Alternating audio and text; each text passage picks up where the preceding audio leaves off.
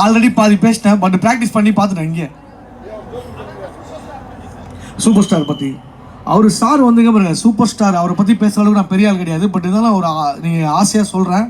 உண்மையிலே அவர் பேரில் மட்டும் காந்தம் கிடையாது, அவர் கண்லேயும் காந்தம் இருக்குது, அவர் நடையில் காந்தம் இருக்குது, அவர் ஸ்டைலில் காந்தம் இருக்குது. அவர் வந்தால் நடமை அப்படியே நம்மளை அப்படியே சுண்டி இழுத்துருவார்.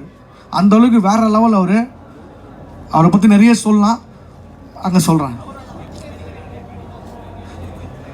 ஜோக்கு உண்மையிலே இல்லை, ஜோக்கு வந்து கண்டிப்பாக எல்லாருமே என்ன காமெடியாக ஒரு காமெடியாக தான் பார்ப்பாங்க. இந்த படத்தில் ஐஸ்வர்யா மேம் என்னை ஒரு கேரக்டர் ஆர்டிஸ்ட்டாக ஆக்கியிருக்காங்க. நல்ல ஒரு கேரக்டர் கொடுத்துருக்காங்க. ஸோ ஒரு நல்ல ஒரு கதாபாத்திரம் பண்ணியிருக்கேன். கண்டிப்பாக படம் பார்க்கும்போது நீங்களே அதை என்ஜாய் பண்ணுவீங்க. ஏங்க ரஜினி சார் பக்கத்தில் போகிறதுக்கே எனக்கு பதட்டமாக இருக்கு. எங்கே நான் ஜோக்கெல்லாம் சொல்கிற அளவுக்கு எனக்கு பதட்டம். அவர் சார்கிட்ட ஒரு மரக்கன்று கொடுத்து ஒரு வாழ்த்து வாங்கினேன். சார் இது மாதிரி விவேக் சாருக்கு போல்